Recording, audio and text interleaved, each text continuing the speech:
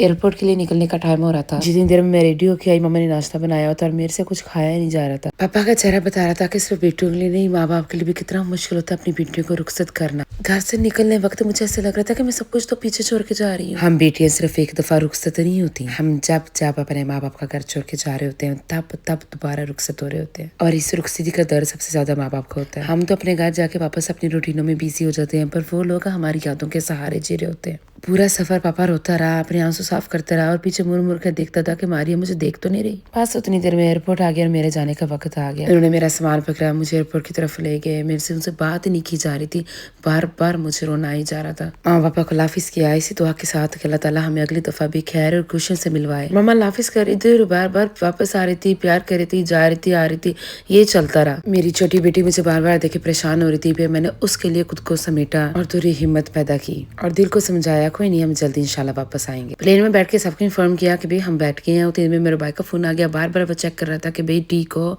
क्या कर रही हो, बैठ गई हो। अभी जहाज चले नहीं था और मुझे मेरी बेटी को भूख लगी, हमने खाना खाना शुरू कर दिया। पता ही नहीं चला और यूके पहुंच गए हम। बाकी मुझे बैग भूल गए थे, मेरे कौन से थे, मामा के दागे देख के हमने बैग पहचान लिया और फिर हमारे पिया हमें लेने के लिए आ गए। हस्बैंड और बच्चे मुझे देख के इतना खुश हो रहे थे, मुझे चेयर रहे थे कि भाई आ गई हमारा गर्दियां करके। फिर हमारा प्लान बना कि आज हम पाए बनाते हैं। लेने तो पाए आए थे, पर वापसी में हमने साग भी पकड़ लिया। मेरा हस्बैंड कहते भाई साग खाने को बहुत दिल कर रहा है। घर आते बच्चों ने फौरन बैग खोले, कहते दिखाओ हमारे लिए क्या क्या लेके आई हो। बच्चे इतने खुश हुए कि नानी अम्मा नाना अबू ने हमारे लिए इतनी चीजें भेजी हैं। मेरे हस्बैंड ने घर को इतना साफ रखा हुआ था। बच्चे कहते मम्मा आपके आने से पहले डैडी ने इतने टाइम लगा के पूरी करके क्लीनिंग की। मैंने बेडशीट दो दी, थोड़े बहुत घर के काम किए और मेरे हस्बैंड मुझे कहते मारिया क्या फायदा था मेरे घर के काम करने का अगर तूने आके भी काम करने थे। पर शायद ये खुद को घर में बिजी रखने का बहाना था कि दोबारा मैं अपनी रूटीन में आ चुकी हूँ। बारिश की आवाज आई, मैंने दरवाजा खोला, बारिश एंजॉय करने के लिए देखा बिल्ली आई हुई थी खाना खाने के लिए। मुझसे ज्यादा मेरे बच्चों को फिक्र होती है कि भाई बिल्ली को खाना दे दो, और फिर उसने खुद बिल्ली को खाना डाला। हम बेटियां कितनी जल्दी एडजस्ट हो जाती हैं, माँ बाप के घर जाएं तो वहां से रो रो के वापस आती हैं